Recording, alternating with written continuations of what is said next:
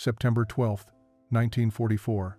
The Texas sun beat down mercilessly on the transport truck as it rolled through the gates of Camp Sheridan, carrying 53 German women prisoners of war. Ingeborg Fischer pressed her face against the hot metal slats, watching American soldiers move about with an ease that seemed impossible for a nation at war. At 24 years old, she had served the Reich as a radio operator in France, intercepting Allied communications until the day her unit was overrun near the Belgian border. Now, after weeks of processing through military channels, she and her fellow prisoners were arriving at their final destination, a remote facility in the heart of Texas cattle country. The women climbed down from the truck in silence, their gray auxiliary uniforms faded and stained from the long journey. Inge noticed how the American guards watched them with curiosity rather than hatred, their rifles held loosely, almost casually. This was not what she had been taught to expect. The propaganda films had shown Americans as brutal savages who tortured prisoners and celebrated cruelty. Yet these young men looked barely different from her own brothers back in Berlin, tired and homesick in their own way. Lieutenant Catherine Morrison stepped forward to address the new arrivals. She was a tall woman with kind eyes and an air of competent authority that reminded Inge uncomfortably of her own mother. In careful, slow English, the lieutenant explained the camp rules, the daily schedule, and the expectations for their conduct. Most of the women understood little of what was said, but they nodded obediently, their faces masks of exhausted resignation. Then, something unexpected happened. Sergeant Daniel O'Brien, a stocky man with a Chicago accent and flour dusting his uniform, announced that dinner was ready. The women were led to a mess hall that smelled of things Inge had not encountered in years. Real butter, fresh baked bread, meat that was not stringy or preserved in tins. Her stomach clenched with hunger so sharp it felt like a physical blow. What appeared on the metal trays before them seemed like a fever dream. Golden squares of cornbread, still warm, with pats of real butter melting into the porous surface, honey in small glass containers, amber and thick, fried chicken with crispy skin, green beans cooked with bacon, mashed potatoes with gravy that actually had flavor. Inge stared at her tray, convinced this must be some kind of test or trick. No nation at war could afford to feed prisoners like this. It had to be a setup, perhaps to make them compliant, before harsher treatment began. Liesel Schneider, the young nurse from Munich, sat beside her and whispered in German, "Is this real? Are we supposed to eat this?" Inge had no answer. She picked up the square of cornbread, still warm enough to release steam when she broke it open. The butter and honey combined into a sweetness she had nearly forgotten existed. She took a bite, and for the first time since her capture, tears formed in her eyes. Not from sadness or fear, but from the terrible realization that everything she had been told might be a lie. The first week at Camp Sheridan passed in a haze of disbelief. Each morning, Inge woke expecting the abundance to end, for the masks to drop and reveal the cruelty she had been promised. Instead, breakfast arrived with the same impossible generosity. Scrambled eggs, thick slices of bacon, toast with jam, and coffee that was actually coffee, not the burnt grain substitute she had grown accustomed to in Germany. The portions were so large that many of the women could not finish their meals, a waste that felt almost sinful given what they knew was happening back home. Inge found herself thinking constantly about her mother and younger sister in Berlin. The last letter she had received, months before her capture, spoke of ration cards that bought almost nothing. A single egg was a treasure to be divided among 3 people. Bread was dense and dark, stretched with sawdust and potato flour. Meat was a distant memory. Her mother had written about making soup from cabbage leaves and feeling grateful for it. And here, in enemy captivity, Inge was eating better than she had in the last 2 years of serving her country. The cognitive dissonance was unbearable. During meals, the German women sat together in tense silence, avoiding eye contact with their captors and with each other. No one wanted to voice what they were all thinking. If the Americans could feed enemy prisoners this well, what did that say about the war they had been told Germany was winning? What did it say about the superiority they had been taught to believe in? Frieda Keller, a quiet woman from Hamburg who had worked in Wehrmacht administration, pushed away her lunch tray one afternoon after taking only a few bites. The meal had included fried catfish, coleslaw, hush puppies, and a slice of pecan pie for dessert. "I cannot," she whispered in German to those nearby. "I cannot eat like this while my children are starving. It feels like betrayal." Several women nodded in agreement, but Inge noticed that none of them actually stopped eating. Hunger was a more powerful force than guilt, and their bodies craved the nourishment being offered, regardless of what their minds believed about loyalty and duty. Marta Vogel, who had served alongside Inge as a communications specialist, began keeping a detailed diary of every meal. She wrote down descriptions of foods she had never encountered before.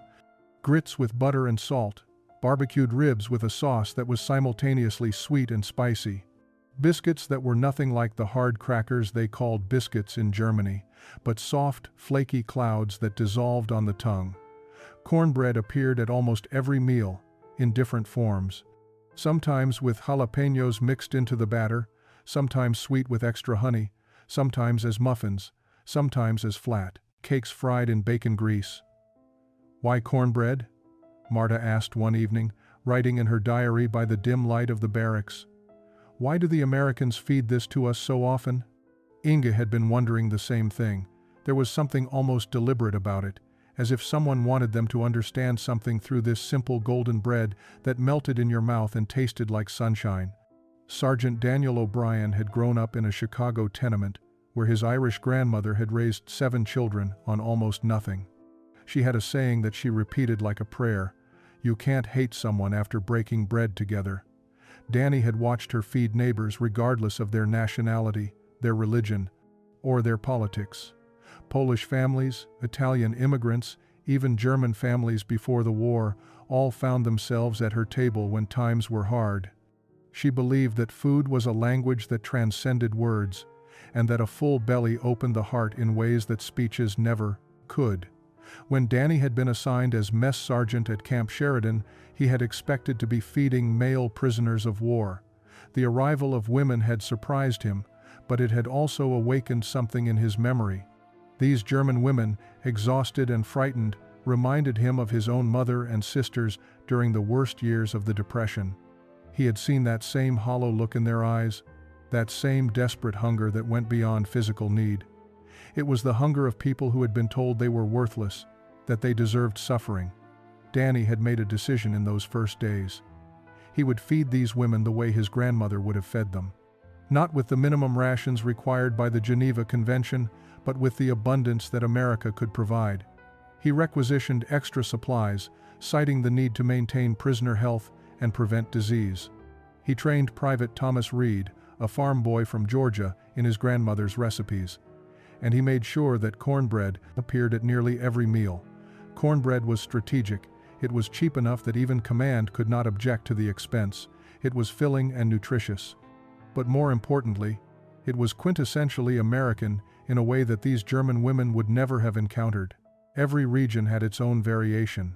His grandmother's Irish version was different from Thomas's Southern style, which was different from the Mexican-influenced cornbread that Corporal Henry Martinez's mother made. Cornbread was democracy on a plate, simple ingredients transformed into something that could be shared by everyone. Private Reed had been skeptical at first. "Sarge, these are Nazis. Why are we treating them like guests at a church social?" Danny had looked at the young private and asked him a simple question. "Tom, have you actually talked to any of them?" Thomas had admitted he had not. "Then how do you know what they are? Maybe they're just people who got caught up in something bigger than they understood. My grandmother always said you should feed your enemies better than they expect, makes them question why they were enemies in the first place." The strategy was working, though perhaps too well. Danny had noticed how the women's faces had changed over the first week. The hard masks of defiance had cracked. Now they looked confused, uncertain, almost guilty as they ate. Lieutenant Morrison had commented on it during their weekly meeting. "Your food is breaking them down faster than any interrogation could, Sergeant." "I'm not sure if that's good or bad." Danny had simply shrugged. "Ma'am, I'm just following the Geneva Convention. Prisoners are supposed to be fed adequately. If adequately means cornbread with honey and butter, then that's what they get." But Danny knew it was more than that. He was waging his own private war, not with weapons, but with cast-iron skillets and his grandmother's recipes. He was proving that Americans were not the monsters these women had been taught to fear. And he was betting everything on the hope that full bellies might lead to open minds. November 23, 1944. Thanksgiving Day arrived at Camp Sheridan with a crispness in the Texas air that reminded Inge of autumn in Berlin. The German women had heard whispers among the guards about a special meal being prepared, but nothing could have prepared them for what Sergeant O'Brien and his kitchen crew had spent 2 days creating. The mess hall had been decorated with paper turkeys and autumn leaves, a touch that seemed absurdly cheerful given that they were still prisoners in a foreign land. When the women filed in for the midday meal, they stopped in collective shock. The tables had been arranged differently, with actual tablecloths instead of bare metal. Each place setting included real plates instead of the standard metal trays. And the smell, the overwhelming smell of roasted meat and baked goods and spices that Inge had not encountered since childhood holidays, filled the room like a physical presence. Lieutenant Morrison stood at the front and explained in her careful English that Thanksgiving was an American tradition of gratitude, and that today, all people in the camp would share the same meal together. What followed was a feast that defied wartime logic. Roasted turkeys, golden brown and glistening, were carved at each table by American soldiers who served the German prisoners as if they were honored guests. Sweet potatoes baked with butter and brown sugar, topped with marshmallows that had been carefully browned. Green bean casserole with crispy onions on top. Cranberry sauce that was simultaneously tart and sweet. Dinner rolls so soft they seemed to float. Mashed potatoes with giblet gravy. Stuffing rich with sage and celery. And cornbread dressing, a southern variation that Private Reed had insisted was essential to any proper Thanksgiving. Inge sat with Liesel, Frida, and Marta, staring at plates so full that the different foods touched and mingled. Around them, other German women had similar expressions of stunned disbelief. Some had tears rolling down their cheeks. Frida was shaking her head slowly, as if trying to deny what her eyes were seeing. "This is not possible," she whispered in German. "No country at war feeds prisoners like this. No country feeds anyone like this during wartime." But the evidence was undeniable.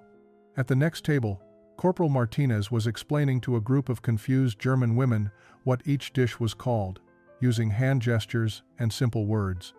At another table, Private Reed was demonstrating how to spread butter on a dinner roll. The American soldiers were not eating separately or eating better food. They had the same plates, the same portions. In this moment, there was no distinction between captor and captive, only shared abundance. Inge forced herself to take a bite of turkey. The meat was moist and flavorful, seasoned with herbs she could not identify. She tried the sweet potatoes and nearly gasped at the sweetness, at the luxury of sugar being used so freely. The cranberry sauce was like nothing she had ever tasted. But it was the dessert that finally broke something inside her. Sergeant O'Brien himself brought out pumpkin pies, pecan pies, and apple pies with latticed crusts still warm from the oven. Each woman received a slice of her choice, topped with fresh whipped cream.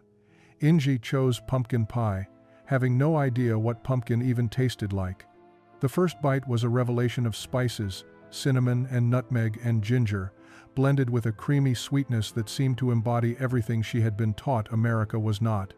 December brought cold winds and the first frost to Camp Sheridan. The women had been issued proper winter coats, another unexpected kindness that made Inge question everything she thought she knew about captivity. On Sunday afternoons, they were permitted to write letters home through the International Red Cross, though everyone understood these letters would be read by censors on both sides before reaching their destinations, if they reached them at all. Inge sat in the barracks common room with a pencil and thin paper, trying to compose a letter to her mother and sister in Berlin. Around her, other women wrestled with the same impossible task. How could you describe your experience without sounding like you had been brainwashed by enemy propaganda? How could you tell the truth without betraying everything you were supposed to believe? She began writing in careful German script. "Dear Mama and Elsa, I am well and being treated according to international law. That much was safe and true, though laughably inadequate." She chewed the end of her pencil, trying to find words that would pass the censors while still conveying something real. The weather here is much like our autumn in Brandenburg. I have been assigned light work duties and the facilities are adequate. Adequate. The word felt like a betrayal of the truth. How could she describe meals that included fresh milk every day, butter that was not rationed, meat at nearly every meal, and desserts that seemed to appear simply because someone thought they would taste good? She wanted to tell her mother about the cornbread, about how something so simple could taste like hope. She wanted to describe Thanksgiving dinner and the kindness of Sergeant O'Brien. She wanted to explain that the Americans were not the monsters they had been warned about. But she could not. Any letter that praised American treatment would be dismissed as forced propaganda, written under duress. Worse, it might put her family in danger. If the authorities in Berlin thought her family was connected to someone who had been compromised by the enemy, there could be consequences. The Reich did not look kindly on soldiers who spoke well of their captors. Liesel sat beside her, also struggling with a blank page. "I want to tell my mother that I am eating better here than I did at home," she whispered. "But how can I write such a thing? It sounds like I am glad to be captured, glad to be away from Germany. It makes me sound like a traitor." Marta, overhearing, added her own frustration. "I want to tell my sister about the chocolate cake we had yesterday. Real chocolate, not ersatz. But if I write about cake while she is starving, what kind of sister does that make me?" Inge finally wrote a few more safe sentences about the weather and her hope that the war would end soon. She signed it with love and folded it carefully, knowing it said nothing of what she truly wanted to say. Some truths were too dangerous to put into words. January 1945 brought unexpected snow to Texas, a rare occurrence that transformed Camp Sheridan into something almost magical. The German women, accustomed to harsh winters, found the light dusting of snow almost charming compared to the brutal cold they had endured in Europe. But it was not the snow that would make this month unforgettable. It was a chocolate cake, and the friendship it created. Private Thomas Reed had received a letter from his mother back in Georgia, along with her handwritten recipe for what she called the best chocolate cake in 3 counties. Thomas, homesick and missing his family's Sunday dinners, decided to make the cake during his off-duty hours. He gathered the ingredients, marveling at how easily he could obtain real cocoa powder, fresh eggs, butter, and sugar. Back home, his mother would have needed to save ration stamps for weeks to make such a cake. Liesel Schneider happened to be in the kitchen that evening, having been assigned to help with dishwashing duties. She watched with fascination as Thomas measured and mixed, following his mother's instructions with careful precision. The young private noticed her interest and, in a moment of impulsive kindness, gestured for her to come closer. "Want to help?" he asked in simple English, miming the action of stirring. Liesel hesitated, unsure if this was permitted, but Thomas handed her a wooden spoon and pointed to the bowl of batter. She began stirring, and the rich chocolate smell brought tears to her eyes. Before the war, her grandmother had made chocolate tortes for special occasions. The scent triggered memories of birthdays and Christmas celebrations, of a world that seemed impossibly distant now. Thomas showed her how to grease the cake pans, how to test the oven temperature, how to check if the cake was done by inserting a toothpick into the center. He explained each step in simple words, using hand gestures when language failed. Liesel found herself smiling, something she had not done since her capture. When the cake emerged from the oven, perfectly risen and fragrant, Thomas insisted on sharing it immediately while it was still warm. He cut 2 generous slices and pushed one across the table to Liesel. The chocolate frosting his mother's recipe called for would have to wait until tomorrow, but the warm cake itself was perfect. Liesel took a bite and closed her eyes. It was not just the sweetness or the richness of real chocolate. It was the act of creating something beautiful with someone who was supposed to be her enemy. It was the realization that this young American soldier missed his mother just as much as she missed her grandmother. "Good?" Thomas asked, grinning. Liesel nodded, searching for English words. "Very good. Like my Oma makes." "Made," she corrected herself, suddenly uncertain whether her grandmother was still alive. Thomas seemed to understand the shadow that crossed her face. He raised his fork in a small toast. "To grandmothers," he said simply. Liesel smiled through tears and repeated, "To grandmothers." April 1945 brought spring wildflowers to the Texas landscape and something far darker to Camp Sheridan. News from Europe had been filtered and controlled, but as Allied forces advanced deeper into German territory, reports began emerging that could no longer be suppressed or dismissed. Lieutenant Morrison gathered the German women in the common room one evening, her face grave in a way they had never seen before. She placed newspapers on the table, along with photographs that had been deemed appropriate for viewing. The images were grainy but clear enough. Emaciated bodies stacked like cordwood, living skeletons in striped uniforms staring at cameras with hollow eyes, mass graves being excavated by Allied soldiers wearing masks against the stench. The names of places that meant nothing to most of the women: Bergen-Belsen, Dachau, Buchenwald. These camps were discovered in Germany, Lieutenant Morrison said quietly. These are concentration camps run by your government. The prisoners here were Jews, political dissidents, Roma people, and others deemed undesirable by the Nazi regime. Many of you have asked us why you were being treated so well here. This is why. Because America does not do this to its prisoners. The room fell into stunned silence. Inge stared at the photographs, her hands trembling. She had heard rumors during the war, whispered stories about Jews being relocated to the east, but she had assumed it was standard wartime imprisonment. Nothing like this. Nothing that looked like systematic extermination. Frida began sobbing, her hands covering her mouth as if to hold back the horror trying to escape. Marta stood abruptly and walked out of the room, refusing to look at the images. Several other women followed her, unable or unwilling to process what they were seeing. But Inge remained, forcing herself to read every word of the newspaper accounts.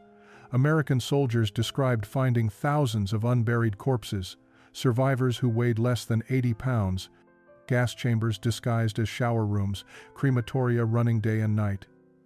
That evening dinner was served as usual: fried chicken, mashed potatoes, green beans, and cornbread with honey butter. But for the first time since arriving at Camp Sheridan, many of the German women could not eat. Inge sat before her full plate, staring at the abundance that suddenly felt obscene. While she had been eating chocolate cake and warm cornbread, people in her own country had been starving to death in camps designed for murder. The guilt was suffocating. Every meal became a reminder of the vast chasm between how she had been treated as a prisoner and how her own government had treated its victims. Liesel pushed away her untouched plate and whispered, "How can we eat this? How can we accept their kindness when our country did that?" Inge had no answer. The cornbread on her plate, once a symbol of unexpected mercy, now felt like an accusation. The Americans had shown them what humanity looked like. And in doing so, they had revealed the depths of inhumanity that had been committed in Germany's name. The weeks following the revelations were dark ones at Camp Sheridan.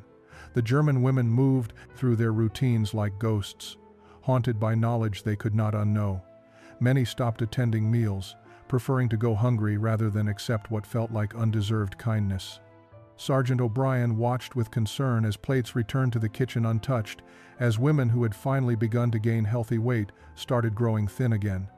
It was Mrs. Eleanor Walsh who suggested a solution. She was a schoolteacher from the nearby town who had been volunteering with the Red Cross, bringing books and writing materials to the camp. She had watched the transformation of the German women over the past months, and she understood that guilt was now paralyzing them. She approached Lieutenant Morrison with an unusual proposal. "Let them cook," Mrs. Walsh said simply. "Let them do something productive with their hands. Let them create, instead of just receive. My church ladies and I can teach them American recipes, and they can teach us German ones. It gives them purpose, and it reminds them that they're still human beings capable of creating good things." Lieutenant Morrison was skeptical but desperate enough to try anything. She approved a series of Saturday afternoon cooking sessions in the camp kitchen, supervised by Sergeant O'Brien and attended by a rotating group of local women from Mrs. Walsh's church. The first session was awkward and silent, with the German women uncertain about what was expected of them. Mrs. Walsh arrived with baskets full of ingredients and her own handwritten recipe cards. She had chosen her first recipe deliberately, a simple buttermilk cornbread, but one made special with the addition of fresh corn kernels and jalapenos. "This is Texas cornbread," she announced cheerfully, refusing to acknowledge the heavy atmosphere. "And I want to learn how to make German apple cake, so we'll trade recipes today." Inge found herself standing at a wooden table beside Mrs. Walsh, measuring cornmeal and flour. The older woman chatted casually, as they worked, asking about Inge's family, her education, her life before the war. She asked these questions without judgment, as if Inge were simply another person rather than an enemy prisoner. Slowly, carefully, Inge began to respond. At the next table, Liesel was teaching two American women how to make Apfelkuchen, her grandmother's recipe that she had memorized by heart.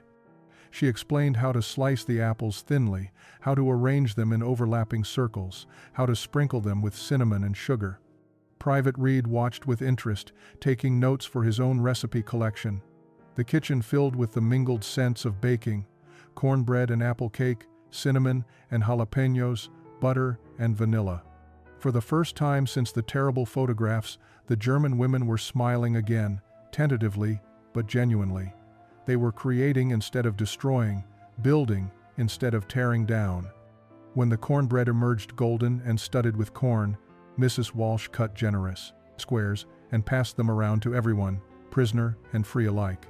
May 8, 1945, Victory in Europe Day.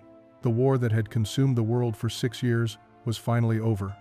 At Camp Sheridan, the news arrived with mixed emotions.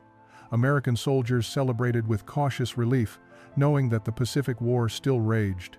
But for the German women prisoners, victory meant something far more complicated.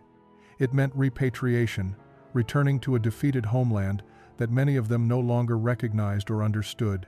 Colonel Hartford called an assembly in the main hall 2 weeks after the German surrender. The 53 women gathered in tense silence, knowing that their fate was about to be decided. The colonel stood before them, holding official documents from the War Department, his weathered face showing the strain of command. "Ladies, the war in Europe has ended. You are no longer combatants but displaced persons awaiting repatriation. Transportation will be arranged. Within the next month, you will be processed through camps in Europe before being released to return to your homes." He paused, choosing his next words carefully. "I want you to know that your conduct here has been exemplary. You will leave with letters of commendation that may help you in whatever comes next." The announcement should have brought relief, but Inge felt only dread. Return to what? Berlin was reportedly in ruins, divided among the Allied powers. Her family's neighborhood had been bombed repeatedly. She had received no word from her mother or sister in over 8 months. What home was she returning to? That evening, Sergeant O'Brien prepared what he announced would be a farewell dinner. One last American meal before they returned to a Germany of starvation and destruction.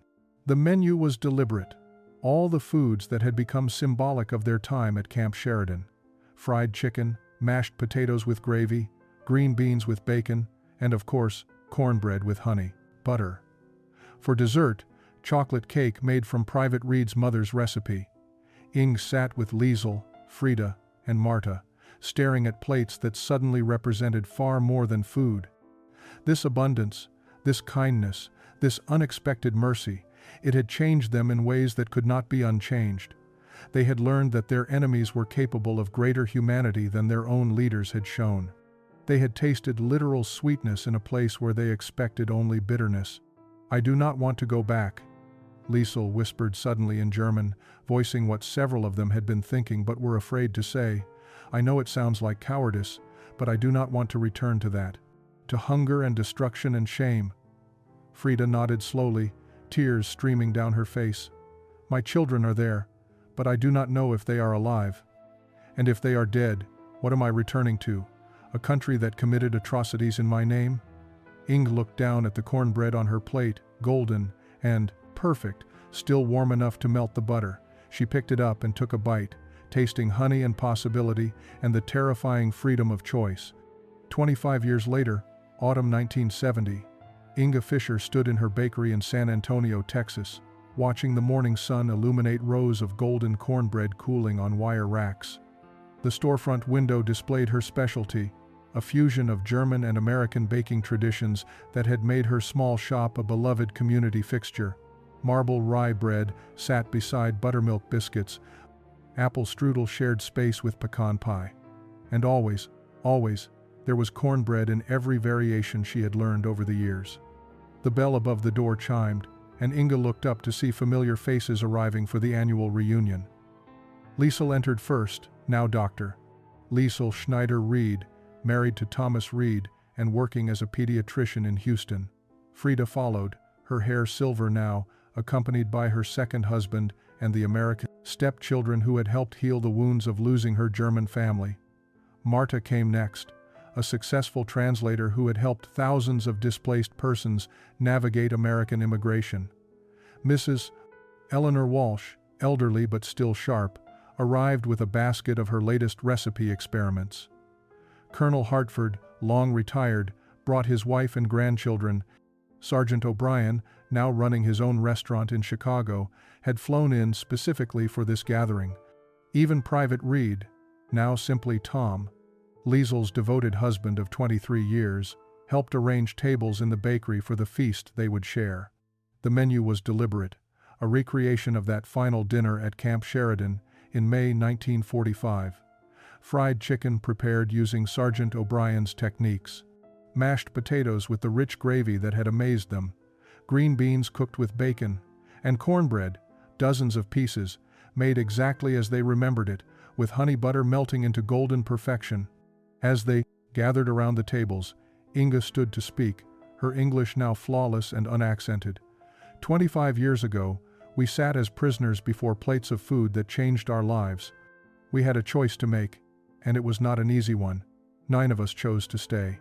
44 chose to return home, and their courage in rebuilding Germany should never be forgotten.